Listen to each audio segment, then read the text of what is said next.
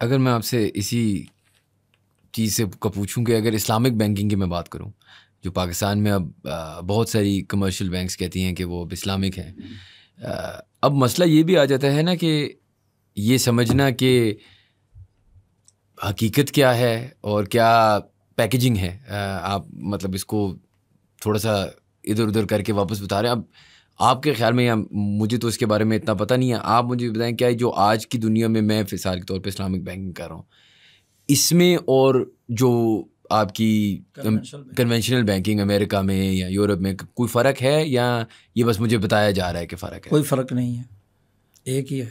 کیونکہ بینک کا جو بنیادی کانسیپٹ ہے وہی غلط ہے. دیکھیے، بڑی بنیادی بات سمجھنی چاہیے. انسان معاشی طور پر احتیاجات رکھتا ہے، اسے کھانا پینا پہننا، روٹی کپڑا مکان چاہیے. اجناس اور اشیاء کسی بھی ریاست کی ضرورت ہوتی ہے اور وہی استعمال ہوتی ہے. روپیہ کھایا جاتا ہے؟ زر کھایا جاتا ہے؟ نہیں. زر کے ذریعے سے آپ اشیاء اور اجناس خریدتے ہیں. زر بنیادی طور پر انسانوں نے 8000 سال کے ارتقائی مراحل سے سونا اور چاندی کو قرار دے کر زر کو ایک آلہ مبادلہ بنایا تھا کہ تبادلے کا ذریعہ ہے. زر کا کاروبار نہیں ہوتا تھا.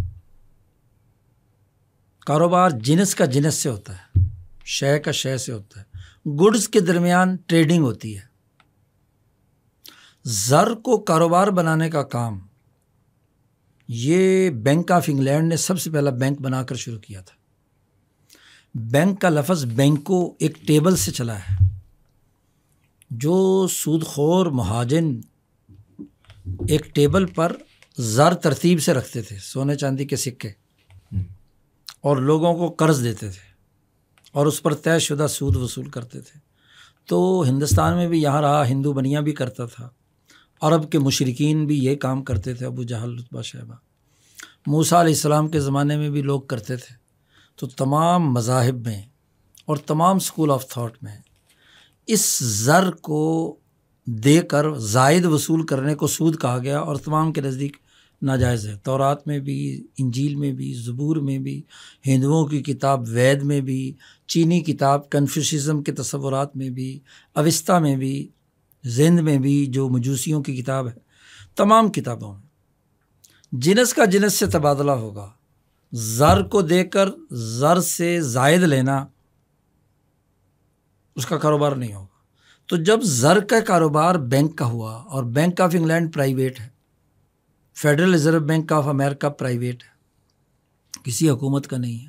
اب انہوں نے بینکوں نے مل کر ایک IMF کے نام سے ادارہ ریاستوں کے زر کے ریٹرن کے لیے، قرضوں کی واپسی کے لیے ادارہ بنایا، اور پھر تمام دنیا کے ملکوں کے بینکوں کو IMF سے جوڑ دیا. پاکستان بننے سے پہلے آپ کا پہلا وزیر خزانہ 6 مہینے جا کر IMF سے ٹریننگ لے کر آیا، اور وہ وزیر خزانہ بنا آپ کا. اور وہ ٹریننگ کیا تھی کہ کیپٹل کے ریٹرن یا قرضوں کی معیشت آپ کو قبول کرنی ہے. آپ اپنے وسائل میں اپنا نظام نہیں چلا سکتے. تو جب قرضوں کی معیشت، اب آپ کے اسٹیٹ بینک کے پاس پیسے آ رہے ہیں باہر سے سود کے. آج کے بجٹ میں آپ نے 52% آپ کا بجٹ سود میں ادائیگی میں جا رہا ہے. آپ بتاؤ کہ اس وقت کے تمام اسلامی اور غیر اسلامی تمام بینکوں کو کنٹرول کون کر رہا ہے؟ State bank of Pakistan. اور اسٹیٹ بینک آف پاکستان میں پیسہ کہاں سے آتا ہے؟ IMF سے یا ورلڈ بینک سے، یا جہاں سے بھی قرضہ آپ لیں گے، اس پر تو فکس سود آپ دے رہے ہیں نا. سود زدہ رقم اگر اسٹیٹ بینک نے ایک اسلامی بینک کو دی ہے تو اس کا کائبور ریٹ اور ایک کنونشنل بینکنگ کا کائبور ریٹ ایک ہی ہے. بلکہ اب تو وہ سینٹ کی کمیٹی میں سلیم مانڈوی والے نے اس پر گفتگو کی کہ اس کی پرسنٹیج کنونشنل بینکنگ سے زیادہ ہے. وہ اگر 20% سود لیتا ہے تو یہ 30% وصول کرتا ہے. تو پیچھے سے پانی آ رہا ہے سودی مثلاً، اور اگلے نالے میں آ کر وہ پاک ہو گیا، وہ بلا سودی ہو گیا. تو یہ اسلامی بینک کا جو کام ہے، یہ ہمارے نزدیک تو بنیادی طور پر سرمایہ داری نظام ہی کی ایک شکل ہے. آج دنیا کے یہودی بینک وہ کام کر رہے ہیں۔ آج آپ اندازہ لگائیے کہ ایک بہت بڑے عالم جو اسلامی بینک کے بانی سمجھے جاتے ہیں، انہوں نے کہا ہے کہ بینک میں پیسے رکھ کر منافع کمانا حلال ہے۔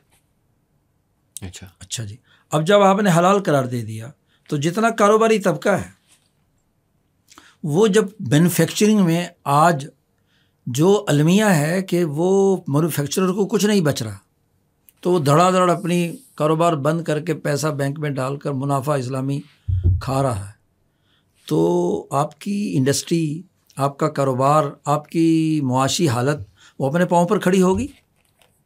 آج جاپان میں 0% پر بینک کاروبار کے لیے پیسہ دے رہا ہے، زیادہ سے زیادہ کوئی بینک 0.5% پر دے رہا ہے، تاکہ کاروبار میں جو تخلیقی سرگرمیاں ہیں، مزدور جو ہے اس کو مزدوری مل رہی ہے، نئی انوویشن ہو رہی ہے، نئے ارتقائی مراحل طے ہوتے ہیں، ویلیو ایڈیشن ہوتی ہے اشیاء میں، وہ ہو رہی ہے، جاپان کر رہا ہے۔ اور آپ کے ہاں اس وقت سودی ریٹ جو آپ کے اسٹیٹ بینک نے حالیہ تبدیلی کی ہے 19.5%، اور یہ تو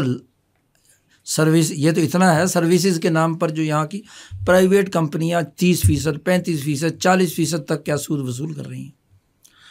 تو جو پیداوار ہے کرنے والا وہ مزدور تو بیچارہ یا نیچے کام کرنے والا جو ہے وہ تو کاروبار تو اس کا ٹھپ ہو گیا، اور مخصوص طبقہ جو ہے وہ کما رہا ہے۔